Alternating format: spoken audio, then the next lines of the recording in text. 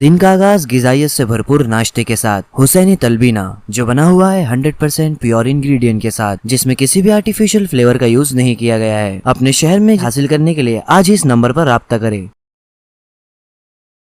वअला आलिहि व अस्हाबिहि अजमईन। अम्मा बअद फअऊज़ु बिल्लाहि मिनश शैतानिर रजीम। बिस्मिल्लाहिर रहमानिर रहीम। मुहम्मदुर रसूलुल्लाह वल्लज़ीना मअहु अशिद्दाउ अलल कुफ़्फ़ारि रुहमाउ बैनहुम तराहुम रुक्कअन सुज्जदन यब्तगून फ़ज़लन मिनल्लाहि व रिज़वाना। सदक़ल्लाहु मौलानल अलिय्युल अज़ीम। मुहतरम बुज़ुर्गों, अल्लाह तबारक व तआला ने इंसानों की हिदायत और रहबरी के लिए जिन अंबियाए किराम को भेजा, उनको किताबें दी। किसी को पतला किताबचा दिया, किसी को मोटी किताब दी। अंबियाए किराम आते रहे, अपना अपना काम करके दुनिया से जाते रहे।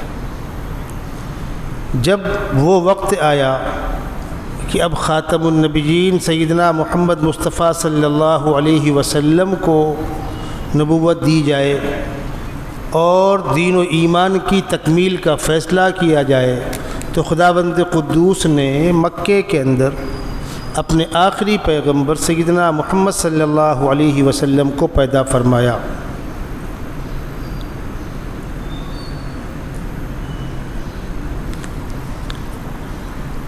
हज़रत सल्लल्लाहु अलैहि वसल्लम की उम्र जब 40 साल की हुई तो आपको खुदावंद कुद्दूस ने नबुव्वत से सरफराज फरमाया। आपने कुछ दिनों तक अल्लाह का पैगाम अल्लाह के बंदों को खामोशी के साथ पहुंचाया, अलल ऐलान बात नहीं की। फिर कुछ दिनों के बाद हुक्म हुआ कि अब अल्लाह के पैगाम को अलानिया तौर पर आप बतला दीजिए, जिसको मानना होगा मानेगा, ना मानना होगा ना मानेगा। आपने अलल ऐलान लोगों को बतलाया। सफ़ा पहाड़ी के ऊपर आप खड़े हो गए।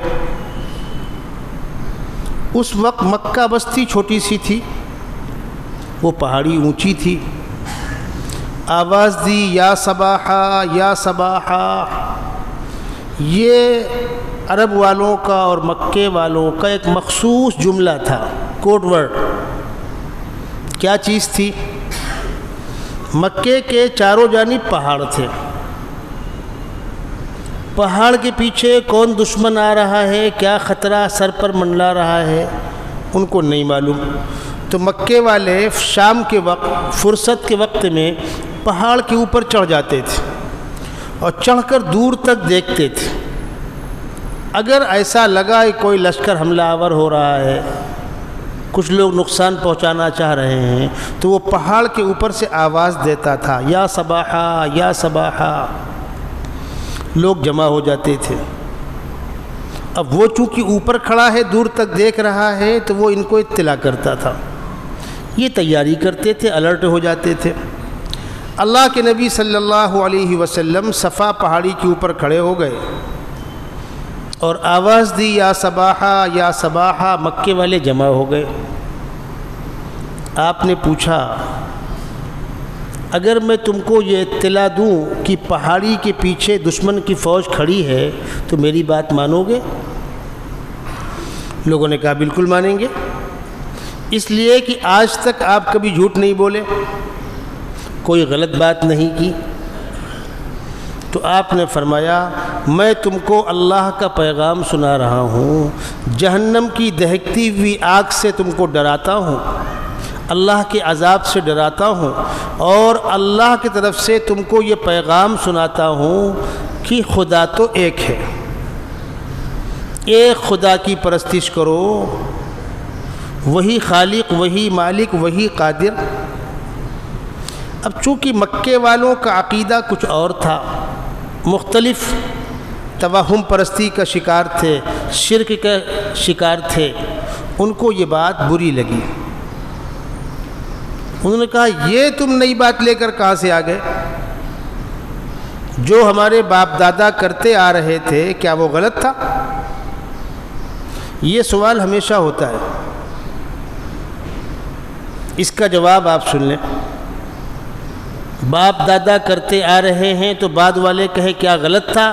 اچھا آج ایک آدمی شراب پیتا ہے، زنا کرتا ہے، چوری کرتا ہے، یہ کبھی باپ بھی بنے گا، دادا بھی بنے گا، تو کیا اس کا پوتا یہ کہہ دے کہ دادا جو کرتے کیا غلط تھا؟ ارے غلط کام غلط، صحیح کام صحیح، میں کروں تم کرو کوئی بھی کرے۔ بہرحال اب پھر پیچھے لوٹیے، جب خداوند قدوس نے آپ کو نبوت سے سرفراز فرمایا تھا تو آپ حرا پہاڑ سے، غار حرا سے اپنے گھر آئے۔ غار حرا مکے کے باہر ایک پہاڑ ہے، اوپر چڑھ کر اس میں ایک غار ہے کمرہ جیسا، آپ جا کر وہاں بیٹھ کر تنہائی میں اللہ کی عبادت کرتے تھے۔ نبوت ملنے سے پہلے آپ کئی روز وہاں رہتے تھے، اللہ کو یاد کرتے تھے، روزے رکھتے تھے، مجاہدے کرتے تھے، شہر کے باہر جا کر یکسوئی میں آپ بیٹھے رہتے تھے۔ اسی درمیان ایک دن فرشتہ آپ کے سامنے آیا اور کہا پڑھیے۔ آپ نے کہا میں تو پڑھا لکھا ہوں نہیں، اور یہ حقیقت ہے کہ سیدنا محمد صلی اللہ علیہ وسلم نے انسانوں سے کچھ نہیں پڑھا، نہ کسی مکتب میں، نہ کسی مدرسے میں، نہ کسی استاد سے کچھ نہیں پڑھا۔ آپ کے سینے میں علوم کے خزانے خداوند قدوس نے منتقل کر دیے۔ بہرحال وہ تو آپ سنتے رہتے ہیں واقعہ۔ جب نبوت کی ذمہ داری آپ کو ملی اور چونکہ فرشتے نے آپ کو دبایا بھی تھا تو ذمہ داری کا احساس بھی تھا، تھکن بھی تھی، گھبراہٹ بھی تھی، اور یہ معاملہ پہلی مرتبہ پیش ہوا تھا۔ یہ نبوت کی امانت، اس کے بارے میں قرآن کہتا ہے اِنَّا عَرَضْنَا الْأَمَانَةَ عَلَى السَّمَاوَاتِ وَالْأَرْضِ وَالْجِبَالِ فَأَبَيْنَ أَن يَحْمِلْنَهَا۔ ہم نے زمین و آسمان سے کہا اس بوجھ کو لوگے، پہاڑوں سے کہا اس بوجھ کو لوگے، سب کانپ گئے، انکار کر دیا۔ وَحَمَلَهَا الْإِنسَانُ، اس ذمہ داری کو انسان نے نبھایا۔ سیدنا محمد رسول اللہ صلی اللہ علیہ وسلم اسی حال میں اپنے گھر تشریف لائے، اپنی زوجہ محترمہ رفیق حیات بی بی خدیجہ رضی اللہ تعالی عنہا سے فرمایا مجھے گھبراہٹ محسوس ہو رہی ہے، مجھے کچھ اڑھا دو، مجھے لٹا دو۔ آپ لیٹ گئے، انہوں نے چادر اڑھا دیا اور سرہانے پر بیٹھ کر آپ کا سر دباتے ہوئے، سہلاتے ہوئے تسلی کے کلمات کہنے شروع کیے۔ آپ گھبرائے نہیں، یہ نہیں ہو سکتا کہ آپ کے اوپر شیطان حملہ آور ہو جائے، یہ اللہ کی امانت ہے۔ آپ جیسا آدمی جو بے سہاروں کی مدد کرتا ہے، کمزوروں کو انصاف دلاتا ہے، پردیسیوں کی مہمان نوازی کرتا ہے، اس کو خدا رسوا نہیں کر سکتا۔ کس نے کہا یہ بات؟ بی بی خدیجہ نے۔ آج کی عورتیں ہوتی تو کیا ہوا، کیسے ہوا، وہ فرشتہ کیسے کا تھا، کتنا لمبا تھا، کتنے ہاتھ پیر تھے اس کے، وہ چٹنا شروع کر دیتی۔ شوہر لاکھ کہے کہ مجھ کو آرام کرنے دو، کوئی سنتا ونتا نہیں۔ یہی فرق ہے ایک سلیقے مند خاتون میں اور ایک پھوہڑ خاتون میں۔ انہوں نے کوئی سوال و جواب نہیں کیا، آپ کے تسلی کلمات کہے۔ کیا فرمایا؟ کلا واللہ لا یخزیک اللہ ابدا، کلا واللہ لا یخزیک اللہ ابدا، ہرگز نہیں، خدا آپ کو رسوا نہیں کرے گا۔ انک لتصل الرحم وتحمل الکل وتقری الضیف وتعین علی نوائب الحق، آپ صلہ رحمی کرتے ہیں، مہمان نوازی کرتے ہیں، مظلوموں کو انصاف دلاتے ہیں، حق کی حمایت کرتے ہیں، جو ایک شریف انسان کی علامتیں ہوتی ہیں۔ میں اپنی ذات سے بڑا متقی پرہیزگار ہوں، نماز روزہ کرتا ہوں، مسجد سے گھر، گھر سے مسجد، اور محلے میں کسی کمزور کے ساتھ زیادتی ہو رہی ہے، چار لوگ کھڑے ہو اس کی حمایت کرو۔ کوئی بیمار ہے، آزار ہے، پریشان حال ہے، آپ سے جو ہو سکتا ہے وہ کرو۔ بیمار کو لے کر ڈاکٹر کے یہاں جاؤ، ایڈمٹ کرا دو، تعلقات ہے لے کر چلے جاؤ، فون کر دو، 200-500 روپے دے کر کسی کو لگا دو، یہ ہے انسانیت۔ بی بی خدیجہ نے اللہ کے نبی کے جو اوصاف گنائے، لکھنے والے لکھتے ہیں اسلام کی دعوت کرنے والوں کی زندگیوں میں جب یہ اوصاف ہوا کرتے تھے تو ان کے چہروں کو دیکھ کر لوگ کلمہ پڑھتے تھے۔ انسان کا کردار سب سے بڑی طاقت ہوتی ہے، انسان کا کیریکٹر سب سے بڑا پاورفل طاقت ہوا کرتا ہے۔ بہرحال آپ کو افاقہ ہوا۔ اس وقت مکے میں ایک بزرگ ہوا کرتے تھے ورقہ ابن نوفل، جو نصرانی مذہب پر عمل کرتے تھے۔ سیدنا محمد رسول اللہ صلی اللہ علیہ وسلم کی بعثت سے پہلے، آپ کو نبوت ملنے سے پہلے دنیا کے اندر سچا مذہب عیسائیت کا مذہب تھا۔ متقی پرہیزگار لوگ اس میں ہوا کرتے تھے، عبادت گزار لوگ ہوا کرتے تھے۔ ٹھیک ہے وہ مٹ گیا تھا، بگڑ گیا تھا، لیکن لوگ اس کو اپناتے تھے۔ تو ورقہ ابن نوفل نصرانی مذہب پر عمل کرتے تھے، پرہیزگار آدمی تھے، بڑھاپا تھا، آنکھوں کی روشنی تقریباً جا چکی تھی بڑھاپے کی وجہ سے۔ بی بی خدیجہ آپ کو لے کر ان کے پاس گئی، ان سے کہا کہ آج ان کے ساتھ ایسا ایسا واقعہ ہوا ہے۔ تو انہوں نے پوچھا بیٹا کیا ہوا، کیسے ہوا؟ آپ نے بتلایا۔ تو ورقہ بن نوفل نے کہا مبارک ہو مبارک ہو، یہ تو وہی پیغام ہے، وہی سلسلہ ہے جو پچھلے انبیاء کرام پر نازل ہوا کرتا تھا۔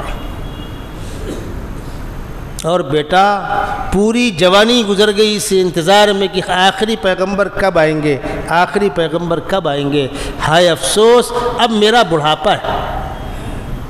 اور فرمایا لو کنت حیا اذ اخرجتک قومک، کاش کہ میں اس وقت صحت مند اور زندہ رہتا جس وقت تم کو تمہاری قوم مکے سے نکالے گی، میں تمہارا ساتھ دیتا، میں ان کا ظلم برداشت کرتا، تمہارا ساتھ دیتا، اپنی آخرت بناتا۔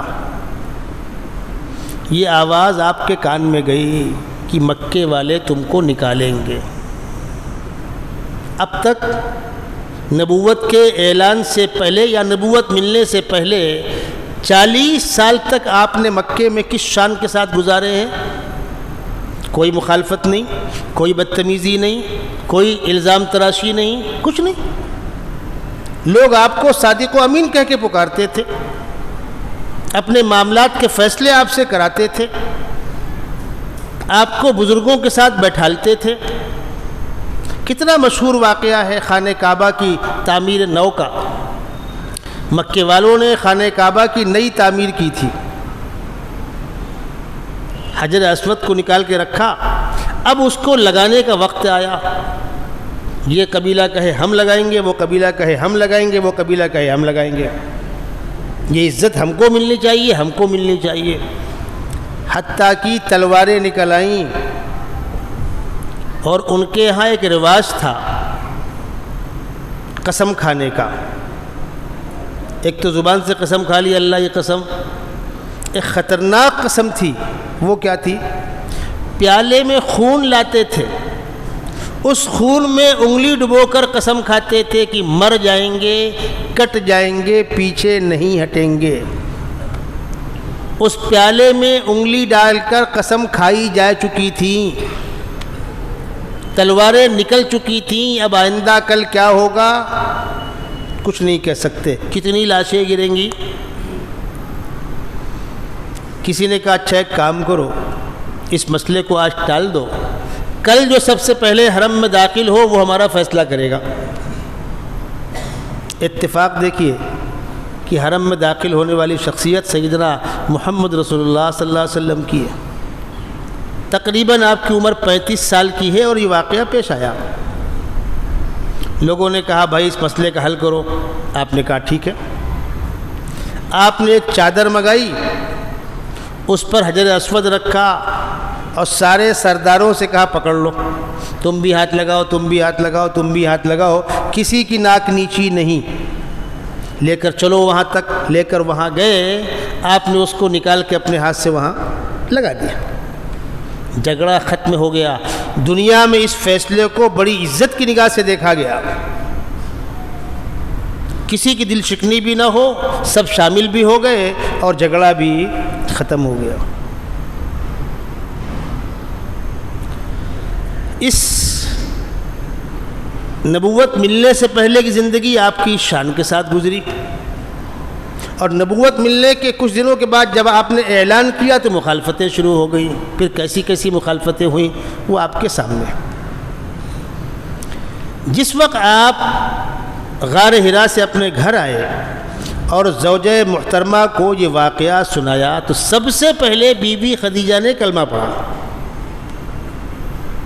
میں ایمان لاتی ہوں۔ گھر میں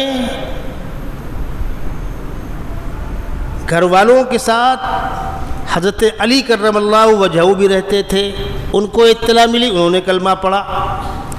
زید ابن حارثہ جو آپ کے خادم خاص تھے، ان کو اطلاع ملی، انہوں نے کلمہ پڑھا۔ اور آپ کے دوستوں میں سب سے قریبی دوست سیدنا ابوبکر صدیق رضی اللہ تعالی عنہ تھے، ان کو اطلاع ملی، انہوں نے کلمہ پڑھا۔ پہلے مرحلے میں جن خوش قسمتوں نے بلا کسی انتظار کے، بلا کسی قیل و قال کے، بلا کسی شک و شبہے کے کلمہ پڑھا ہے، وہ 4 افراد ہیں۔ مردوں میں سیدنا ابوبکر صدیق، بچوں میں حضرت علی کرم اللہ وجہہ، اور آزاد کردہ غلاموں میں، خادموں میں زید ابن حارثہ، اور مستورات میں بی بی خدیجہ رضی اللہ تعالی عنہا۔ حضرت علی آپ کے گھر میں کیوں رہتے تھے؟ حضرت علی آپ کے ساتھ بیٹے قائم مقام رہتے تھے، کیوں رہتے تھے؟ اس حقیقت کو سمجھیے۔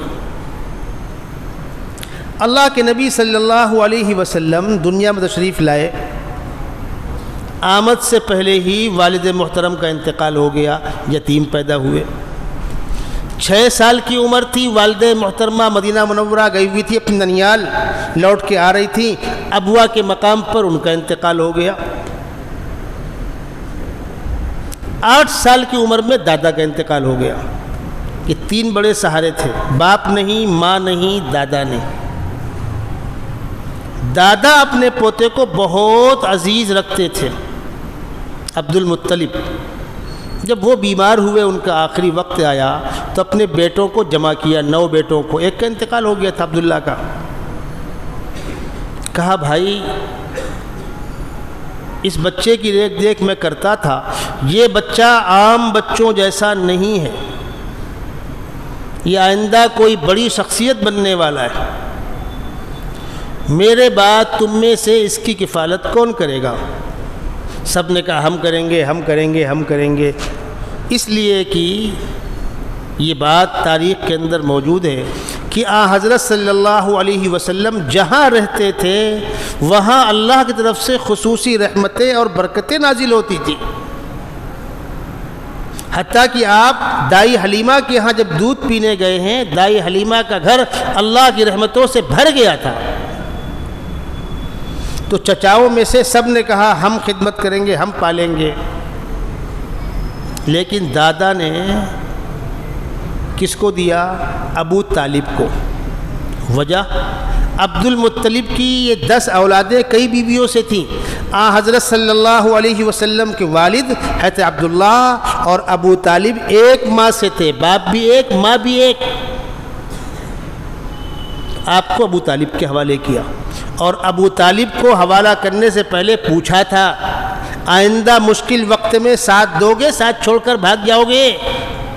تو انہوں نے اپنے والد محترم سے وعدہ کیا تھا کہ میں ساتھ دوں گا، اور ساتھ دیا، نبھایا، ہر مشکل وقت میں وہ ساتھ رہے۔ گفتگو وہاں پہنچے گی، میں آپ کو واقعات سناؤں گا۔ چچا ابو طالب نے آپ کو انتہائی پیار و محبت سے پالا۔ حضرت صلی اللہ علیہ وسلم کا مزاج تھا کہ آپ جہاں رہتے کسی نہ کسی کام میں شامل ہو جاتے تھے۔ کرنا چاہیے ایسا، بیکار بیٹھے ہوئے کچھ نہ کچھ کرتے رہو۔ تو جب آپ کی عمر 13 سال کی ہوئی تو چچا ابو طالب تجارت کا سفر کیا کرتے تھے، آپ نے فرمایا چچا میں بھی آپ کے ساتھ چلوں گا سفر میں تجارت کے لیے۔ چچا سمجھے کہ میرے بیٹوں میں سے کسی بیٹے نے کچھ کہہ دیا ہوگا اس کو، ہوتا ہے نا بھائی، باپ تو نہیں ہے، دوسروں کے سہارے ہے، تو پوچھا بیٹا تم کو کسی نے کچھ کہہ دیا کیا؟ تم کو یہ فکر ہوئی کیوں اپنے خرچے کی؟ تم مجھ کو میری اولاد سے زیادہ عزیز ہو، تم فکر مت کرو بیٹا، میں تمہارا خرچہ دوں گا۔ فرمایا نہیں، کسی نے کچھ کہا نہیں ہے مجھے، یہ میری اپنی خواہش ہے کہ میں آپ کے ساتھ چلوں اور کام میں ہاتھ بٹاؤں۔ اور آپ گئے۔ 13 سال کی عمر سے آپ نے کاروبار میں شرکت کرنی شروع کر دی تھی، اور ابو طالب کے ساتھ جب آپ شام کے سفر میں جا رہے ہیں تو راستے میں نستورہ راہب سے ملاقات ہوتی ہے۔ وہ پوچھتا ہے کہ یہ بچہ کس کے ساتھ ہے، اس کا سرپرست کون ہے؟ ابو طالب بلائے گئے تو اس نے کہا اس بچے کو لے کر واپس لوٹ جاؤ، یہ بچہ آخری پیغمبر ہونے والا ہے، اس کے اندر وہ ساری نشانیاں موجود ہیں۔ اگر یہودیوں کو معلوم ہو گیا کہ آخری پیغمبر بجائے یہودیوں میں اولاد اسماعیل پیدا ہو گئے ہیں، حسد کی بنیاد پر اس کو قتل کر دیں گے۔ بہرحال جب آپ کاروبار کرنے لگے اور آپ کے بھی ہاتھ مضبوط ہوئے، پیسہ ہاتھ میں آیا، تو چچا ابو طالب بھی کثیر العیال تھے، ان کے بہت سے بچے تھے۔ اب آمدنی کم، خرچ زیادہ، اور حضرت صلی اللہ علیہ وسلم کاروبار کرنے لگے تھے، تو آپ نے فرمایا چچا آپ نے میری کفالت کی ہے، میری خواہش ہے کہ آپ کے ایک بچے کو میں پال دوں، آپ نے مجھے پالا ہے، ایک بچہ آپ مجھ کو دے دیں، اس کو میں پالوں گا۔ محدثین نے، سیرت نگاروں نے اس پر لمبی لمبی کتابیں لکھی ہیں، موٹی موٹی کتابیں۔ حضرت صلی اللہ علیہ وسلم پر اس دنیا میں کسی کا احسان نہیں ہے، جس کسی نے آپ پہ احسان کیا آپ نے اس کا بدلہ دیا۔ صرف ایک شخصیت ایسی ہے جس کے احسان کا اعتراف آپ نے خود کیا ہے، اور فرمایا انسانوں دنیا میں جس کسی نے مجھ پر احسان کیا میں نے اس کا بدلہ دے دیا، ایک ایسی شخصیت ہے میں اس کا بدلہ نہیں دے سکا، جنت میں اللہ سے دلاؤں گا۔ وہ کون ہے؟ ابوبکر صدیق۔ وہ ابوبکر صدیق۔ ابو طالب نے اپنے ایک بیٹے کو اللہ کے نبی کے حوالے کیا، اس بیٹے کا نام علی کرم اللہ وجہہ ہے، اس لیے علی آپ کے گھر میں پلے بڑھے، اور جب شادی کی عمر کو پہنچے تو حضرت صلی اللہ علیہ وسلم ان کی شادی بھی کرائی۔ اتفاق ایسا ہوا کہ ان کی شادی آپ کی بیٹی سے ہوئی۔ حضرت علی کی شادی کے موقع پر جو گھر بسانے کا سامان آپ نے دلایا، لوگ اس کو جہیز کہتے، وہ جہیز نہیں ہے، حضرت علی کے گھر بسانے کا سامان تھا۔ اگر حضرت علی کا نکاح کہیں اور ہوا ہوتا تو گھر بسانے کا انتظام کون کرتا؟ آقا صلی اللہ علیہ وسلم کرتے۔ تو حضرت علی کی خوش قسمتی یہ تھی کہ ان کی پرورش اللہ کے نبی صلی اللہ علیہ وسلم کی سرپرستی میں ہوئی۔ جب آقا صلی اللہ علیہ وسلم کو نبوت ملی اس وقت حضرت علی کی عمر 10 سال کی تھی۔ یہ 4 خوش قسمت انسان ہیں، سیدنا ابوبکر صدیق، بی بی خدیجہ، زید بن حارثہ، حضرت علی کرم اللہ وجہہ، جن کو پہلے مرحلے میں اسلام قبول کرنے کی سعادت نصیب ہوئی۔ کچھ دنوں کے بعد جب آپ نے علل اعلان پیغام سنانا شروع کیا تو مخالفتیں شروع ہوئیں۔ اسی شروع کے دور میں اسلام قبول کرنے والوں میں سے سیدنا ابوبکر صدیق، علی مرتضیٰ، عثمان غنی، یہ آپ کے قریبی لوگ تھے۔ چند گنتی کے مسلمان اسلام لائے تھے، اور ہر وقت اس بات کا خوف رہتا تھا کہ مشرکین مکہ کب کیا ظلم کریں۔ آپس میں کھلم کھلا ملتے بھی نہیں تھے، رات کے اندھیرے میں کہیں جا کر گھاٹی پہاڑی ملاقات کرتے تھے۔ اس شروع کے دور میں سیدنا ابوبکر صدیق مکے کے پڑھے لکھے انسان، معزز خاندان کے فرد، تاجر، اللہ کے نبی صلی اللہ علیہ وسلم سے تقریباً 2 سال بڑے، اور آپ کی اوپر جان نچھاور کرنے والے. شروع کے دور میں جو مظالم ڈھائے گئے ہیں مسلمانوں پر، اس وقت سیدنا ابوبکر صدیق رضی اللہ تعالی عنہ کی جو خدمات ہیں وہ سنہرے حروف سے لکھنے کے لائق ہیں. اللہ کے نبی صلی اللہ علیہ وسلم خانہ کعبہ کا طواف کر رہے ہیں، مشرکین مکہ نے آپ کو گھیر لیا، آپ کو مارنا شروع کیا، جان لیوا حملہ تھا.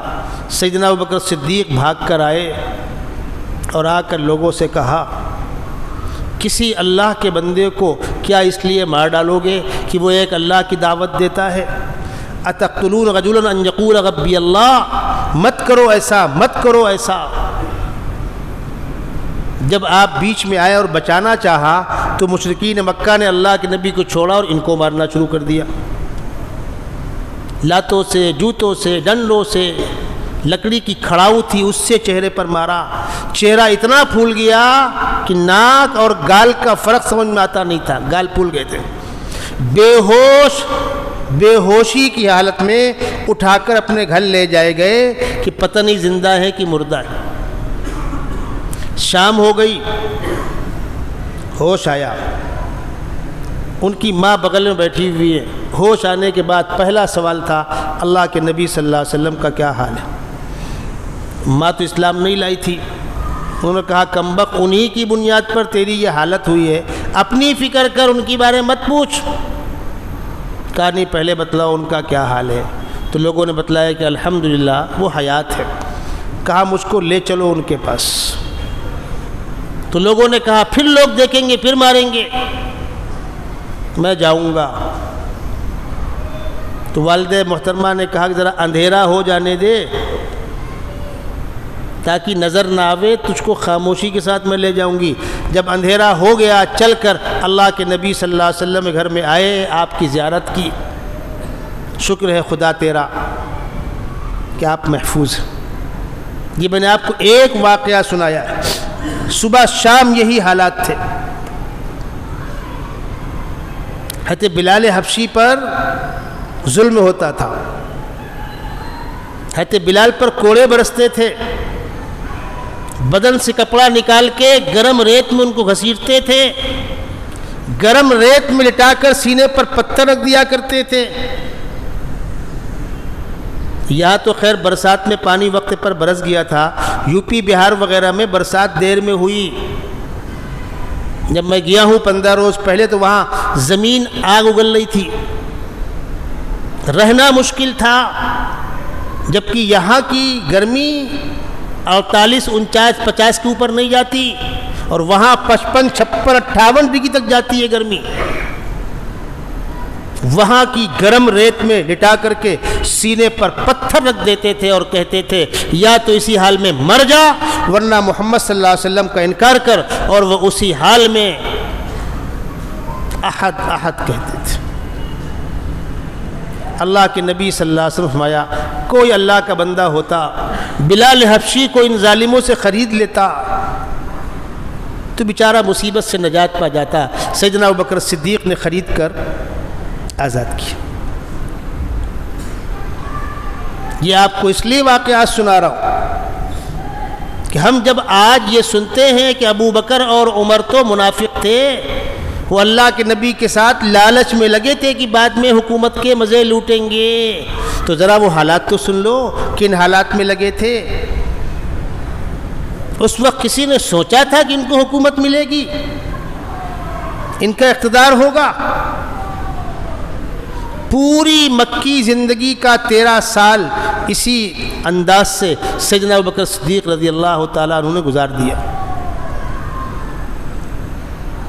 کچھ دنوں کے بعد حضرت حمزہ رضی اللہ تعالیٰ عنہ اسلام میں داخل ہوئے. یہ کون تھے؟ یہ اللہ کے نبی صلی اللہ علیہ وسلم کے چاچا تھے اور دوسرے شریکی بھائی بھی تھے، اور عمر میں تھوڑے ہی بڑے تھے. بڑی محبت و پیار تھا آپس میں، جان نچھاور کرتے تھے. اسلام قبول نہیں کیا تھا لیکن محبت تھی. حضرت حمزہ شکار کرنے گئے ہوئے تھے، شکار سے لوٹ کر آئے تو ان کی خادمہ نے باندی نے بتلایا کہ تمہارے بھتیجے محمد صلی اللہ علیہ وسلم خانہ کعبہ کے پاس بیٹھ کر تلاوت کر رہے تھے قرآن شریف کی، ابو جہل آیا اوباش بچوں کے ساتھ، آپ کو برا بھلا کہا، آپ کو پتھر پھینک کے مارا، آپ کے سر میں پتھر لگا، بدن پر خون بہا، آپ خاموشی کے ساتھ اپنے گھر چلے آئے۔ حضرت حمزہ کو اس کی اطلاع ملی، وہ کمان ہاتھ میں تھی، اسی کو لیے ہوئے خانہ کعبہ کے پاس پہنچے۔ ابو جہل بیٹھا ہوا تھا اوباش لڑکوں کے ساتھ، مجمع کو چیرتے ہوئے ابو جہل کے پاس پہنچے اور کہا تو نے میرے بھتیجے کو لاوارث سمجھا ہے، اور اسی کمان کی لکڑی سے ابو جہل کے سر پہ مارا، اس کا سر پھٹ گیا۔ کہا آئندہ ایسی جرات مت کرنا، اور مار کر چلے آئے۔ ابو جہل کے ساتھ جو لوگ بیٹھے ہوئے تھے انہوں نے کہا تم سردار ہو، تم کو حمزہ مار کے لوٹ گئے، تم نے مقابلہ کیا ہوتا ہم تمہارا ساتھ دیتے، تنہ تنہا آئے تم کو مار کر چلے گئے۔ تو ابو جہل نے کیا جواب دیا وہ سنیے۔ کہا وہ بھتیجے کی محبت میں آیا تھا، اگر میں نے مقابلہ کیا ہوتا تو مجھ کو ڈر اس بات کا تھا کہیں اسلام قبول نہ کر لیں، اس لیے میں نے یہ برداشت کیا۔ جا کر آقا صلی اللہ علیہ وسلم فرمایا بھتیجے خوش ہو جاؤ، میں تمہارا بدلہ لے کر آ گیا۔ آپ نے فرمایا چچا خوشی اس وقت ہوتی آپ اسلام قبول کر لیتے، خوشی اس وقت ہوتی آپ اسلام قبول کر لیتے۔ فرمایا اچھا ہاتھ بڑھاؤ مجھے کلمہ پڑھاؤ، خوش ہو جاؤ۔ حضرت حمزہ نے اسلام قبول کر لیا، اس کی اطلاع مکے کے اندر پھیلی، بھوچال آ گیا۔ دوبارہ میٹنگ بیٹھی، اب دیر مت کرو، اب دیر مت کرو،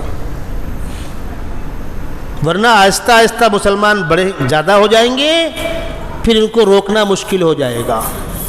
کیا کرنا؟ ان کو نکال دو مکے سے۔ تو کسی نے کہا باہر جائیں گے طاقت جمع کر لیں گے، نکالو مت۔ ان کو قید کر دو، ان کے خاندان والے چھڑا لیں گے، کب تک قید میں رکھو گے؟ پھر کیا کرنا؟ ان کو قتل کرنے کی پلاننگ کرو۔ کون یہ کام کر سکتا ہے؟ کوئی بہادر کر سکتا ہے۔ حضرت عمر اس وقت تک اسلام میں داخل نہیں ہوئے تھے، وہ کھڑے ہوئے، یہ کام میں کرتا ہوں۔ ہاں تم کر سکتے ہو، بالکل تم کر سکتے ہو۔ وہ تلوار لے کے نکلے، ابھی جاتا ہوں سر لے کے آتا ہوں، یہاں ملاقات ہو جائے گی۔ راستے میں صحابی رسول ہیں ابو نعیم، ان سے ملاقات ہوئی۔ عمر خیریت، کہاں جا رہے ہو؟ میں اس فتنے کو ختم کرنے جا رہا ہوں جس نے مکے کے اندر آپس جھگڑے پیدا کر دیے، نئی نئی باتیں کرتا ہے، نیا دین لے کر آ گیا، آباء و اجداد کا دین چھوڑ دیا ہے، میں جا رہا ہوں اس کا سر قلم کرنے کے لیے۔ وہ صحابی گھبرا گئے کہ یا اللہ، کہیں اللہ کے نبی سے ملاقات ہو گئی تو نہ جانے کیا ہو۔ اس وقت جب حضرت عمر تلوار لے کر جا رہے ہیں تو ان کی بہن اور بہنوئی اسلام قبول کر چکے ہیں، لیکن خاموشی کے ساتھ، اعلان نہیں ہے، اوپن نہیں ہے۔ اور ایک صحابی بہن اور بہنوئی کو قرآن پاک کی تعلیم دے رہے ہیں گھر کے اندر دروازہ بند کر کے۔ حضرت عمر کے کان میں یہ آواز پڑی کہ اچھا میری بہن میرے بہنوئی بددین ہو گئے ہیں، چلو ادھر بعد میں دیکھوں گا، پہلے بہنیں گھر چلتے ہیں۔ جا کر دستک دی۔ اس وقت کے مکانات یا دروازے آج جیسے نہیں ہوتے تھے۔ دروازے کا مطلب پٹرے سے پٹرا جوڑنے کے لیے کیل ٹھوک دی گئی، کتا بلی اندر نہ آوے، درازیں ہوتی تھی اتنی صفائی کے ساتھ، رندہ کر کے، چکنا کر کے، اعلیٰ کوالٹی کی مشینی استعمال کر کے اس میں دراز نہ رہے، اس وقت ایسا ہوتا نہیں تھا۔ دستک دی تو اندر سے بہن بہنوئی نے جھانک کر دیکھا کہ عمر ابن خطاب ہیں، ننگی تلوار ہاتھ میں ہے۔ اب بہرحال دروازہ کھولنا تھا۔ جو صحابی رسول قرآن پاک کی تعلیم دے رہے تھے ان کو چھپا دیا کنارے میں، تم بھیا اندر ہو جاؤ، ہم تو رشتہ دار ہیں۔ وہ چھپ گئے۔ اندر داخل ہوئے، اپنے بہنوئی کا گریبان پکڑا اور کہا میں نے سنا ہے تم لوگ بددین ہو گئے ہو، اور بہنوئی کو مارنا شروع کیا، بہنوئی کو گرا کر مارنا شروع کیا۔ بہن بیچ میں آئی بچانے کے لیے تو بہن کو بھی مارا۔ کسی آدمی کو آپ مارنے کی دھمکی دیں وہ ڈرتا ہے، لیکن مار دیں تو اب کیا بچا؟ جب یہ بہن بہنوئی کو مار چکے تو بہن نے کہا عمر شریف لوگ بہنوں کو مارا نہیں کرتے، کیا کر رہے ہو تم؟ اور عمر یہ اطلاع صحیح ہے، ہم نے کلمہ پڑھ لیا ہے اور ایمان ہماری خونوں کی رفتار میں شامل ہے۔ عمر ہم کلمہ پڑھ چکے ہیں، جو کرنا ہے کر لو، جس ماں باپ کی تم اولاد ہو اسی ماں باپ کی میں بھی اولاد ہوں۔ عورت ذات کا للکارنا، عمر ابن خطاب کو شرمندگی محسوس ہوئی کہ میں نے اپنی بہن کو مارا۔ شریف لوگ کہیں بہن کو مارتے ہیں؟ تلوار نیچے رکھی اور کہا اچھا بتلاؤ تم کیا پڑھ رہے تھے، لاؤ مجھ کو بھی دکھاؤ۔ یہ کہنا تھا کہ صحابی رسول اندر سے باہر آ گئے، قرآن پاک کا نسخہ لیے ہوئے، اس کے اجزاء لیے ہوئے۔ بہن نے کہا نہیں عمر، پہلے غسل کرو، یہ اللہ کا پاکیزہ کلام ہے، لا یمسہ الا المطہرون، پہلے غسل کرو پھر قرآن تمہارے ہاتھ میں دیں گے۔ غسل کیا، قرآن کا حصہ ان کے ہاتھ میں دیا گیا۔ قرآن پر نگاہ پڑی تو کون سا حصہ تھا؟ وہ سورۃ طٰہٰ کی شروع کی آیتیں تھیں، 16ویں پارے کی۔ طٰہٰ ما انزلنا علیک القرآن لتشقیٰ، اے ہمارے محبوب ہم نے قرآن آپ پر اس لیے نہیں اتارا کہ آپ مشقت میں پڑ جائیں، آپ اللہ کا پیغام اللہ کے بندوں کو سنا دیجئے، جس کو ماننا ہوگا مانے گا، نہ ماننا ہوگا نہیں مانے گا، مشقت میں آپ مت پڑیے۔ اس کے بعد خدا بند قدوس کہہ رہے ہیں تنزیلا ممن خلق الارض والسماوات العلی، یہ کلام اس خدا کا نازل کردہ ہے، اس جبار و قہار قادر مطلق کا کلام ہے جو زمین و آسمان کا مالک ہے۔ یہ الفاظ قرآن پاک کے، سیدنا عمر بن خطاب کی نگاہ اس پر پڑی، آنکھوں سے آنسو جاری ہو گئے۔ سبحان اللہ، اتنا پاکیزہ کلام اور ہم اس کی مخالفت کر رہے ہیں۔ پھر کہا مجھ کو بھی وہیں لے چلو۔ یہ واقعہ بنیاد بنا سیدنا عمر بن خطاب کے اسلام قبول کرنے کا۔ اس سے ایک رات پہلے اللہ کے نبی صلی اللہ علیہ وسلم نے تہجد میں رو رو کر دعائیں کی تھی، خداوندہ مسلمان بہت مظلوم ہیں، بہت کمزور ہیں، مکے میں 2 سرغنہ ہیں اسلام مخالف، اسلام کے 2 بڑے دشمن ہیں، 2 میں سے کسی ایک کو اسلام کے لیے قبول کر لے، یا عمر ابن خطاب کو یا ابو جہل کو۔ یہ دعا کس کے حق میں قبول ہوئی؟ عمر ابن خطاب کے حق میں۔ عمر کو برا کہنے والوں، اللہ کے نبی نے رات میں رو کر خدا سے مانگ کے عمر کو لیا ہے، تم ان کو منافق کہو گے؟ تمہارا ایمان بچے گا؟ اب عمر ابن خطاب تلوار ہاتھ میں لیے ہیں، لیکن تلوار جھکی ہوئی ہے نیچے اور قدم بوجھل ہیں، نگاہیں جھکی ہوئی ہیں۔ پہنچے وہاں جہاں اللہ کے نبی اپنے ساتھیوں کے ساتھ بیٹھے ہوئے تھے، دار ارقم میں جا کر دستک دی۔ کسی نے جھانک کر دیکھا، یا اللہ عمر ابن خطاب ہیں، ننگی تلوار ہاتھ میں ہے۔ حضرت حمزہ کھڑے ہو گئے، دروازہ کھول دو، شرافت سے آتا ہے تو آنے دیں گے، ورنہ میں اس کی ہی تلوار لے کر اس کی گردن اتار دوں گا۔ یہ بھی ایک نمبر بہادر تھے۔ اللہ کے نبی صلی اللہ علیہ وسلم، چچا آپ بیٹھیے، آپ مت کھڑے ہوئیے، آپ خود کھڑے ہوئے۔ اب آقا صلی اللہ علیہ وسلم خود آگے بڑھ کر دروازہ کھول لے، صحابہ کانپ گئے، یا اللہ اب کیا ہونے جا رہا ہے؟ دروازہ کھلا تو آپ نے حضرت عمر کا کرتے کا دامن پکڑ کے جھٹک کے کہا، عمر کب تک ستاؤ گے؟ جواب ملا، وہ وقت ختم ہو گیا، غلامی قبول کرنے حاضر ہوا ہوں، مخالفت کا دور ختم ہو گیا، اب عمر بھی اسلام قبول کرنے حاضر ہوا ہے۔ اللہ کے نبی صلی اللہ علیہ وسلم فرمایا، اللہ اکبر۔ سارے صحابہ نے ایک آواز ہو کر کہا، اللہ اکبر۔ دور تک آواز سنی گئی۔ حضرت عمر نے اس حال میں اسلام قبول کیا اور اس کے بعد کہا یا رسول اللہ اب بند کمرے کے اندر ملاقاتیں نہیں ہوں گی، اب عبادت چھپ کر نہیں ہوگی، اب نماز، تلاوت، تبلیغ، دعوت علل اعلان ہوگا، چلو میرے ساتھ خانہ کعبہ میں علل اعلان نماز پڑھی جائے گی۔ نماز کی فرضیت تو بعد میں ہوئی ہے لیکن نماز تو لوگ پہلے پڑھتے تھے۔ کوہرام مچ گیا مکے کے اندر۔ یہ میں آپ کو شروع کے واقعات سنا رہا ہوں ان دو بزرگوں کے، سیدنا ابوبکر صدیق اور عمر فاروق کے۔ اب آئیے اس پر گفتگو ہو جائے۔ یہ محرم کا 10 روز انتہائی مقدس عشرہ ہے، اسلامی تاریخ کا پہلا محترم مہینہ، پہلا مقدس عشرہ کس چیز میں گزرتا ہے آپ سمجھ سکتے ہیں۔ تم دوسروں کو برا کہتے ہو، کچھ تاریخی حوالوں کو الٹ پھیر کر کے یوں چلے گا۔ ابو بکر صدیق اور عمر فاروق کے بارے میں کیا کہو گے،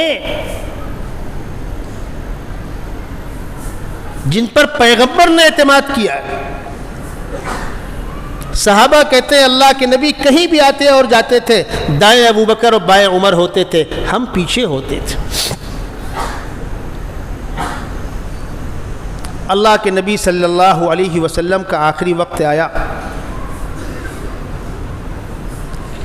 ربیع الاول جو آپ کے وصال انتقال کا وقت ہے، اس سے پہلے سفر کا جو آخری بدھ تھا، آخری عشرے کا بدھ، اس میں کچھ بیماری ہوئی، سر چکر ہے، بخار ہے وغیرہ وغیرہ۔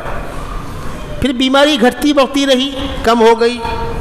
پھر ربیع الاول میں انتقال ہوا ہے، دوشنبے کے دن 12 ربیع الاول کو۔ انتقال میں کوئی اختلاف نہیں ہے، طے ہے 12 ربیع الاول۔ پیدائش میں مختلف رائے ہے۔ بدھ کا دن ہے، صبح کا وقت ہے، تیز بخار ہے، سر میں درد ہے۔ آپ نے فرمایا قلم کاغذ لے آؤ، کچھ لکھا دوں۔ اور بخار تیز ہے، سر پھٹا جا رہا ہے۔ تو سیدنا عمر ابن خطاب نے فرمایا کہ اللہ کے نبی بہت بیمار ہے، افاقہ ہوگا تب لکھوا لیں گے، اس حال میں قلم کاغذ مت دو۔ امت کی محبت میں آپ ایسا کر رہے ہیں لیکن آپ کو آرام کرنے دیا جائے۔ میں اس بات کی اور وضاحت کر دوں، ہمارے استاد محترم حضرت مولانا صدیق احمد صاحب باندوی نور اللہ مرقدہ بیماری سے چند مہینے پہلے آپ کو عرق النساء کا مرض ہو گیا تھا، کمر کی نسیں کچھ دب گئی تھی، پیر میں بہت درد ہوتا تھا۔ تو آپ کے دونوں پیروں میں رسی باندھ کر پتھر ٹانگے جاتے تھے، آج بھی ایسا ہوتا ہے اسپتالوں میں، پٹا کر مریض کو وزن ٹانگتے ہیں تاکہ گیپ ہو، نس کھلے۔ یہ وزن ٹنگا رہتا تھا، نماز کے لیے وزن کھولتے تھے، آپ نماز پڑھتے تھے۔ اسی حال میں آپ بچوں کو پڑھاتے بھی تھے اور اسی حال میں آپ ایک کتاب لکھوا رہے تھے، شرح تہذیب کی شرح۔ میرا جانا ہوا تو جو صاحب لکھ رہے تھے رامپور کے، حضرت خادم خاص خلافت بھی ان کو حاصل ہے، میں نے ان سے کہا کہ اللہ کے بندے، حضرت کی یہ حالت ہے، ان کو آرام کرنے دو، یہ کام تو بعد میں ہو جائے گا۔ تو انہوں نے کہا حضرت ہی کا تو حکم ہے، ہم تو کہہ کر تھک گئے، وہ نہیں مانتے، کہتے ہیں میں جو کہتا ہوں وہ کرو، لکھو۔ تو میں نے حضرت سے عرض کیا حضرت کون سی ایسی مشکل ہے، ان کتابوں تو کوئی بھی لکھ دے گا، آپ آرام فرمائیے، جب صحت ہو جائے تب لکھائیے گا۔ تو فرمایا ارے زندگی کا کیا بھروسہ، جو کام ہو جائے ہو جائے، اور لکھایا اسی بیماری میں وہ کتاب مکمل ہوئی اور وہ اللہ کو پیارے ہو گئے۔ قاضی مجاہد الاسلام صاحب رحمۃ اللہ علیہ، جو قاضی القضات تھے امارت شریعہ پٹنہ بہار، اللہ نے بڑا اونچا علمی مقام دیا تھا، ان کو بلڈ کینسر ہو گیا تھا، دلی میں ایڈمٹ تھے۔ جب مریض کو معلوم ہو جائے کہ مجھ کو بلڈ کینسر ہے تو اس کی حالت کیا ہوگی، اپنے ہوش میں رہے گا وہ؟ قاضی صاحب اسی حالت میں لیٹے لیٹے بولتے تھے، لکھنے والا لکھتا تھا، ایک کتاب اسی حال میں انہوں نے انتقال سے ہفتہ کہیے 15 دن پہلے کہیے وہ کتاب لکھوائی. ڈاکٹر آ کر منع کرتے تھے کہ آپ کے لیے بولنا نقصان دہ ہے, تو فرماتے نقصان دہ سے مراد موت, وہ تو سامنے کھڑی ہے. بلڈ کینسر اوپن ہو چکا ہے, اب میں چند دنوں کا مہمان ہوں, میں اپنے قبر میں ایک سائے دار درخت تو لگا لوں جانے سے پہلے. یہ اللہ کے نیک بندوں کا مقام ہوتا ہے, لیکن خدام تو منع کریں گے نا, آپ مت کیجئے, آرام کیجئے, وغیرہ وغیرہ. اللہ کے نبی صلی اللہ علیہ وسلم کاغذ قلم مانگ رہے ہیں, کچھ لکھا دو. حضرت عمر بن خطاب فرما رہے ہیں کہ آپ کو بہت تکلیف ہے, سر پھٹا جا رہا ہے, بخار ہے, غشی آ رہی ہے, ابھی یہ کام مت کرو. بعض لوگوں نے کہا دے دو, بعض نے کہا نہ دو. تو اللہ کے نبی صلی اللہ علیہ وسلم فرمایا کہ مجھ کو تمہاری باتوں سے الجھن ہو رہی ہے, تم لوگ ہٹ جاؤ, مجھ کو سکون لینے دو. ہٹ گئے لوگ. آپ نے آرام فرمایا, افاقہ ہوا. ایک آدھ گھنٹے کے بعد آپ نے لوگوں سے کہا 7 مشک پانی لاؤ. آج کی زبان میں 7 ڈبے, 7 ہنڈے. اور بعض لوگوں نے کہا کہ الگ الگ کنووں کے وہ پانی تھے. اطباء کے یہاں اس کی اہمیت ہوتی ہے, الگ الگ کنووں کے پانی سے نہاؤ تو فائدہ ہوتا ہے. 7 مشک پانی اپنے اوپر ڈالا, بخار ہلکا ہوا, چل کر تشریف لائے مسجد, نماز پڑھائی. نماز کے بعد لوگوں سے خطاب کیا. اس بات کو غور سے آپ سن لیں, نوٹ کر لیں. یہ واقعہ ہے بدھ کے دن کا, انتقال دوشنبے کو ہوا ہے. آپ تشریف لائے, ظہر کی نماز خود پڑھائی اور نماز کے بعد بیان کیا. اب آئیں وہ لوگ, اللہ کے نبی انتقال کے وقت کاغذ مانگتے رہ گئے, ان نالائقوں نے کاغذ ہی نہیں دیا, وصیت لکھنے ہی نہیں دی. حضرت علی کے نام کی وصیت لکھنا چاہ رہے تھے, روک دیا گیا. ایسا لگتا ہے بس کاغذ مانگا اور انتقال ہو گیا. ارے اس کے بعد تو آپ نے آ کر ظہر کی نماز پڑھائی ہے, بیان کیا ہے. دوسرے دن آپ نے مغرب کی نماز تک پڑھائی جماعت سے. جمعرات کے دن مغرب کی نماز کے بعد پھر آپ کی طبیعت بگڑی, پھر آپ امامت نہیں کر سکے. ایک آدھ نمازوں میں سیدنا ابوبکر صدیق کے بغل میں آپ آ کر بیٹھ گئے, ورنہ بقیہ نمازیں سیدنا ابوبکر صدیق نے پڑھائی ہیں. جمعہ کے ظہر کے بیان میں آپ نے کیا بیان کیا؟ آپ نے انصار مدینہ کے فضائل بیان کیے, جنہوں نے مسلمانوں کو اپنے گھروں میں جگہ دی تھی. انصار مدینہ کا ہمیشہ خیال رکھنا, کمزوروں کا خیال رکھنا, غلاموں کا خیال رکھنا, عورتوں بچوں کا خیال رکھنا, معاملات صاف رکھنا, نمازوں کی پابندی کرنا. دوسرے دن آپ نے پھر خطاب کیا, جو آپ کی زندگی کا آخری خطاب تھا. اس کے بعد خطاب کی نوبت نہیں آئی. جب مسلمان مدینے میں آئے تھے تو سب سے پہلے مسجد نبوی بنی. کچی تھی, کھجور کے ڈنٹھل کھمبے تھے اور کھجور کی پتیاں اور گھاس پھوس چھت تھی. زمین کچی تھی. استنجا خانہ وضو خانہ کچھ نہیں تھا, اپنے گھروں سے وضو کر کے لوگ آتے تھے. آس پاس صحابہ کے مکانات تھے, اللہ کے نبی صلی اللہ علیہ وسلم کی بیویوں کے مکانات تھے. جہاں پر آپ کا روضہ اقدس ہے, یہ بیوی عائشہ کا حجرہ تھا, اور حجرے تھے, صحابہ کے حجرے تھے. سب کے دروازے مسجد طرف کھلتے تھے, آسانی تھی. آپ نے فرمایا جن جن لوگوں کے دروازے مسجد کے اندر کے حصے میں کھلتے ہیں وہ سب بند کریں, دروازے باہر کے حصے میں کھولے جائیں گے. صرف ایک دروازہ مسجد کے اندر کھلے گا, وہ کس کا ہوگا؟ سیدنا ابوبکر صدیق رضی اللہ تعالی عنہ کا. وہ آج بھی باب صدیق کے نام سے موسوم ہے. اور فرمایا لوگوں, اس دنیا کے اندر جس کسی نے مجھ پر احسان کیا, میں نے اس کے احسان کا بدلہ دے دیا. ایک شخصیت ایسی ہے میں اس کے احسان کا بدلہ نہیں دے سکا, میں اللہ سے جنت میں دلاؤں گا. اب صحابہ کان کھڑے ہوئے, یہ اعزاز کس کو ملنے والا ہے؟ فرمایا وہ شخصیت سیدنا ابوبکر صدیق رضی اللہ تعالیٰ عنہ کی. اور فرمایا لو کنت متخذا خلیلا غیر ربی لاتخذت ابا بکر, اللہ کے بعد اگر کسی کو جگری دوست بناؤں تو ابوبکر صدیق کو بناؤں. پھر مغرب کی نماز کے بعد پھر آپ مصلی پر آنے کی پوزیشن میں نہیں رہے، بیماری بڑھی، عشاء کا وقت آیا تو پوچھا، لوگ نماز پڑھ چکے؟ بتایا گیا لوگ آپ کے انتظار میں ہیں۔ اٹھنے کی کوشش کی، اٹھ نہیں سکے، بخار کی شدت تھی، سر میں درد تھا۔ فرمایا مرو ابا بکر یصلی بالناس، ابو بکر سے کہو میرے مصلی پہ کھڑے ہو کے نماز پڑھا۔ اسی وقت صحابہ سمجھ گئے کہ اللہ کے نبی کیا اشارہ کر رہے ہیں۔ اللہ کے نبی نے اپنی زندگی میں اپنے مصلی پر جس کو کھڑا کر دیا، اشارہ ہو گیا کہ میرے بعد یہ ہیں تمہارے ذمہ دار۔ دوشنبے کے دن تقریباً یہی زوال سے پہلے کا وقت ہے، چاشتے کا وقت، طبیعت بگڑی۔ اچھا، جب آپ زیادہ بیمار ہوئے تو آپ نے اپنی ازواج مطہرات سے مشورہ کیا کہ بھائی میں تمہارے یہاں باری باری آتا تھا، سب کی باریاں فکس تھیں، اگر کہو تو میں بیماری کے ایام عائشہ کمرے میں گزاروں؟ سب نے کہا اجازت۔ آپ کے بیماری کے آخری ایام کہاں گزرے ہیں؟ عائشہ صدیقہ کے ساتھ حجرے میں، اور انتقال کے وقت اللہ کے نبی کا سر عائشہ کی ران میں رکھا ہوا ہے، اور آپ دیکھ رہے ہیں اللہم بالرفیق الاعلیٰ، اللہم بالرفیق الاعلیٰ، زبان پہ کلمات ہے اور روح پرواز کر گئی۔ پیغمبر کا آخری وقت کس کی گود میں گزرا ہے؟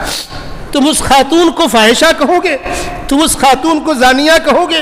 تم اس خاتون کے ایمان پر شبہ کرو گے جس کے ساتھ رہنے کی اللہ کے نبی نے خواہش ظاہر کی تھی؟ کہاں ہے تمہارا ایمان؟ اور ان مقدس ہستیوں کی شان میں گستاخی کرنے والوں سے آپ کہیں گے کسی کو برا بھلا مت کہو، سب کے ساتھ مل جل کے رہو۔ روز قیامت پیغمبر کو کیا منہ دکھانا ہے سوچ کے رکھنا۔ یہ میں چند باتیں بتلا رہا ہوں جن مقدس شخصیتوں کی کردار کشی پر اسٹیج لگائے جاتے ہیں۔ کیا پیغمبر نے ان کو نہیں پہچانا تھا؟ سیدنا ابوبکر صدیق صبح کے وقت مدینہ قریب دوسری اہلیہ تھی، ان کے پاس گئے ہوئے تھے۔ اچانک یہ اطلاع کہ اللہ کے نبی صلی اللہ علیہ وسلم کا وصال ہو گیا۔ لوٹ کر آئے، پیشانی پر بوسہ دیا،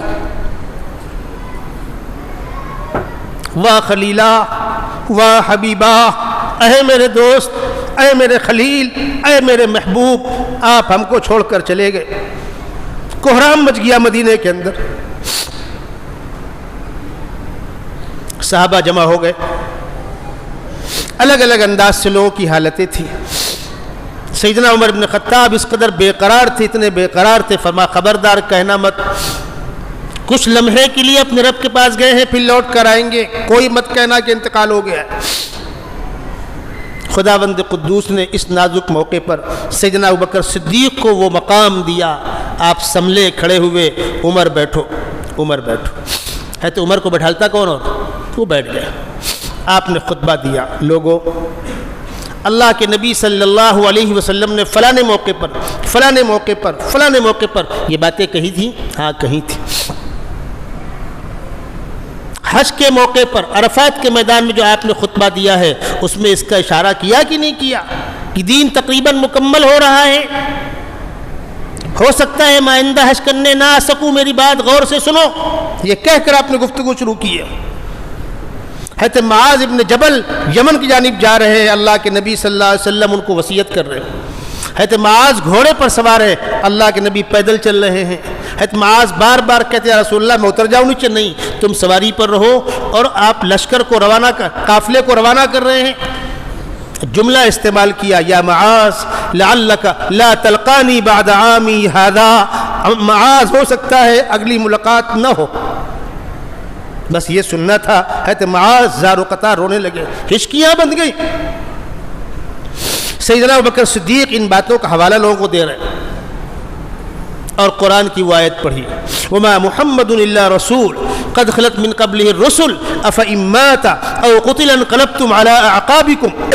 جنگ احد کے موقع پر کچھ وقت کے لیے، کچھ وقفے کے لیے یہ شور ہو گیا تھا کہ نعوذ باللہ نعوذ باللہ محمد صلی اللہ علیہ وسلم شہید ہو گئے۔ مشرکین مکہ نے یہ افواہ پھیلا دی تھی تاکہ ہاتھ پیر ڈھیلے ہو جائیں. تو بعض صحابہ ہاتھ پہ ہاتھ رکھ کے بیٹھ گئے. اب کس کے لیے لڑنا؟ عجیب افراتفری تھی. اس وقت قرآن نے وہ آیت نازل کی تھی کہ محمد صلی اللہ علیہ وسلم ہمیشہ رہیں گے، ان کے بعد دین نہیں بچے گا. یہ کون سی بات ہو گئی وہ نہیں اب کیا کریں گے؟ ایسا مت سوچا کرو. آپ نے سیدنا ابوبکر صدیق رضی اللہ تعالیٰ عنہ نے خطبہ دیا، للکارا امت کو، فرمایا الا من کان یعبد محمدا فإن محمدا قد مات ومن کان یعبد اللہ فإن اللہ حی لا يموت. جو محمد صلی اللہ علیہ وسلم کو خدا سمجھ کر عبادت کرتا ہو اس کے خدا کو موت آ گئی، اور جو اللہ کو حقیقی رب سمجھ کر عبادت کرتا ہو اللہ زندہ ہے، زندہ رہے گا. پھر قرآن کی وہ آیت پڑھی انک میت وانہم میتون. اے ہمارے محبوب، آپ سے پہلے بھی لوگ آئے ان کو موتیں آئیں، آپ بھی آئے ہیں آپ کو موت آئے گی، سب کو موت آئے گی. موت کو کسی کے مقام کے منافی مت سمجھو. حضرت صلی اللہ علیہ وسلم کے انتقال کی اطلاع جب دنیا کے اندر پھیلی تو بڑی طاقتوں نے مدینے پر حملے کی پلاننگ شروع کر دی. بہت اہم بات بتلا رہا ہوں، غور سے آپ سن لیجئے. دستور ہے ملک کا، اہم شخصیت کا حادثہ ہو جائے تو دوسری شخصیت وہاں پر بیٹھال دی جاتی ہے، تب اطلاع کی جاتی ہے. اگر وزیر اعظم نہ رہے، صدر جمہوریہ اپنے ہاتھ میں کمان لے گا، پھر اعلان ہوگا اس کے انتقال کا. وہ بھی باہر ہو تو chief justice of supreme court کمان اپنے ہاتھ میں لے گا، تب اعلان ہوگا. کہیں ایسا نہ ہو کہ پڑوسی ملک حملہ کر دے تو فوج کو کون سنبھالے گا؟ کمان کسی ایک کے ہاتھ تو ہونی چاہیے. یہ نازک چیز تھی. اور شہداء جو اللہ کے دین کی خاطر جنگ کرتے ہوئے شہید ہوتے ہیں، ان کی لاش کو مٹی گلا نہیں سکتی، ان کی لاش کبھی خراب نہیں ہوتی. پیغمبر علیہ السلام تو اس سے اونچے مقام پر فائز ہیں. لاش کے خراب ہونے کا کوئی امکان نہیں تھا. دور دراز سے لوگ آ کر نماز جنازہ پڑھ رہے تھے. تدفین میں اس لیے تاخیر کی جا رہی تھی، سب لوگ پڑھ لے، مسلسل لوگ آ رہے تھے. اب مسئلہ تھا امیر کے انتخاب کا. رائے لی گئی. انصار مدینہ نے کہا امیر ہم میں سے ہونا چاہیے، مہاجرین مکہ نے کہا امیر ہم میں سے ہونا چاہیے. یہ رائے چل ہی رہی تھی کہ سیدنا عمر بن خطاب نے فرمایا ابوبکر صدیق ہاتھ بڑھائیے، میں آپ کے ہاتھ پر بیعت کرتا ہوں. بس سلسلہ شروع ہو گیا. پوری امت نے، وہاں پر سارے لوگوں نے سیدنا ابوبکر صدیق کو اپنا خلیفہ چنا، اور آپ کی عمارت میں باقی تمام چیزیں انجام دی گئیں. یہ کیا کہتے ہیں؟ ابوبکر صدیق اور صحابہ کو جو برا کہتے ہیں وہ کیا کہتے ہیں؟ دیکھا صاحب، ابھی پیغمبر کی لاش دفن نہیں ہوئی، خلافت جھگڑا چالو ہوا. جھگڑا نہیں بھائی، انتخاب خلافت ہے.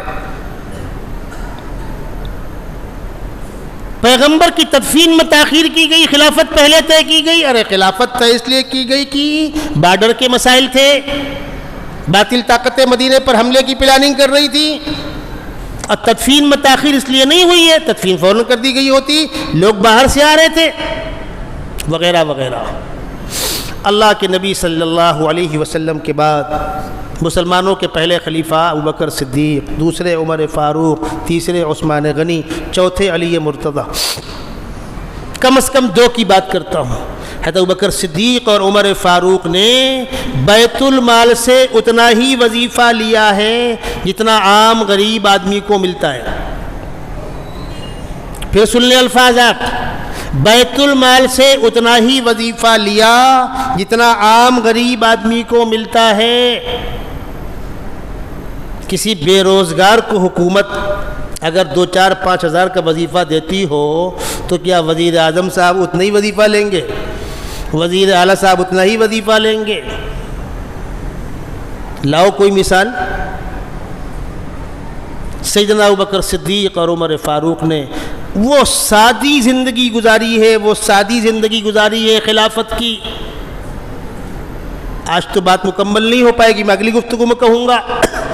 حضرت عمر اتنی روکھی سوکھی غذا کھاتے تھے کہ آنکھیں پیلی پڑ گئی تھی، بدن میں کھجلی ہو گئی تھی. صحابہ سمجھا سمجھا کر تھک گئے تھے، ماننے کو تیار نہیں. کوئی چکنی غذا کھاتے نہیں تھے. تو صحابہ نے حضرت عمر کی بیٹی حضرت حفصہ سے کہا تم سمجھاؤ ابا جان کو امت کی امانت ہیں، اپنی صحت کا خیال رکھیں۔ بیٹی آئی، ابا جان ذرا کھانے میں خیال رکھا کیجئے، تو کیا جواب دیا؟ بیٹی تم تو پیغمبر کے ساتھ رہی ہو، تم نے نہیں دیکھا پیغمبر علیہ السلام نے 2 وقت پیٹ بھر کے کھانا نہیں کھایا؟ خدا کی قسم اگر میں اپنے محبوب کے راستے کو چھوڑ دوں گا تو میں گمراہ ہو جاؤں گا، کوئی میرا ساتھ نہیں دے گا۔ بیٹی آج کہا تو کہا، آئندہ مت کہنا۔ وہ روتی ہوئی واپس چلی گئی۔ تو ابو بکر اور عمر کے اوپر یہ الزام لگانا، نعوذ باللہ، کہ مکی دور میں قربانیاں اس لیے دے رہے تھے تاکہ مدینے میں اللہ کے نبی کے بعد خلافت کے مزے لوٹے۔ کیا مزے لوٹے بھائی؟ سیدنا ابو بکر صدیق نے اپنے خاندان میں کسی کو عہدہ دیا؟ حضرت عمر ابن خطاب نے اپنے خاندان میں کسی کو عہدہ دیا؟ جب حضرت عمر کو نیزہ لگا ہے تو لوگوں نے کہا خلیفہ کا انتخاب کر دیجئے، اور آپ کے بیٹے کا نام پیش کیا گیا، عبداللہ ابن عمر کا۔ عبداللہ ابن عمر وہ عظیم المرتبہ صحابی ہے، حدیث کے اندر حدیث کتابیں بھری پڑی ہیں ان سے۔ اپنے وقت کے جید عالم دین تھے، متقی پرہیزگار تھے، بالکل حقدار تھے خلافت کے۔ فرمایا میرے خاندان کا کوئی فرد میرے بعد خلیفہ نہیں ہوگا، یہ تو ابھی لکھ لو، میرا بیٹا خلیفہ نہیں ہوگا، یہ میرا فیصلہ ہے۔ اور فرمایا خلافت کے کانٹوں دار تاج کو اٹھانے کے لیے خطاب کے خاندان کا ایک شخص کافی ہے، میرا ہی اگر معاملہ پڑ جائے برابر سرابر تو غنیمت ہے۔ میں 6 افراد کی کمیٹی بناتا ہوں، وہ انتخاب کر لیں گے، ہاں جو خلیفہ بنے وہ میرے بیٹے سے مشورے کرتا رہے، اس لیے کہ ان کے اندر صلاحیتیں بہت ہیں۔ بہرحال یہ محرم الحرام کا پہلا عشرہ، اسلامی تاریخ کا پہلا مقدس مہینہ۔ ایک بندے نے مجھے فون کیا، حضرت محرم میں مچھلی کھا سکتے ہیں کہ نہیں؟ کیا مطلب؟ اب آپ لوگ یہ بھی شروع کرو گے مرغا مت کھاؤ، مچھلی مت کھاؤ؟ اس محرم کے مقدس مہینے کو سوگ کا مہینہ قرار دیا گیا۔ کیوں بھائی؟ کس چیز کا سوگ؟ اللہ کے نبی کا انتقال ہوا، سوگ کی توفیق نہیں؟ ابو بکر صدیق کا انتقال ہوا، سوگ کی توفیق نہیں؟ صحابہ کرام شہید کیے گئے جنگ بدر میں، احد میں، وغیرہ وغیرہ، سوگ کی توفیق نہیں ہے؟ ایک واقعے کو لے کر جو 100% جھوٹ اور فراد پر مبنی ہے، حقیقت سے اس کا دور کا تعلق نہیں ہے، اس کو لے کر امت کو رلانا، نوحہ، ماتم وغیرہ وغیرہ، یہ تمام چیزیں غیر شرعی، غیر اسلامی ہیں۔ محرم کا پہلا عشرہ انتہائی محترم ہے۔ 9 اور 10 یا 10 اور 11 آپ اس میں روزہ رکھیں، نفل روزہ ہے، اللہ کے نبی صلی اللہ علیہ وسلم سے ثابت ہے۔ نفل روزوں کا اصول سن لیجئے، اگر آپ کے ذمے کوئی روزہ قضا ہے اور آپ اس نفل روزے میں قضا کی نیت کر لیں، دونوں ثواب مل جائے گا، نفل کا بھی ہو جائے گا، قضا بھی بھر جائے گا۔ انشاءاللہ اگلی ملاقات میں میرا پھر سفر ہے، ہو سکتا ہے میں اگلے ہفتے نہ رہ سکوں، اس کے بعد انشاءاللہ مسلسل رہنا ہوگا، اور 3-4 جمعوں میں انشاءاللہ اس موضوع کو مکمل کرنے کی کوشش کی جائے گی۔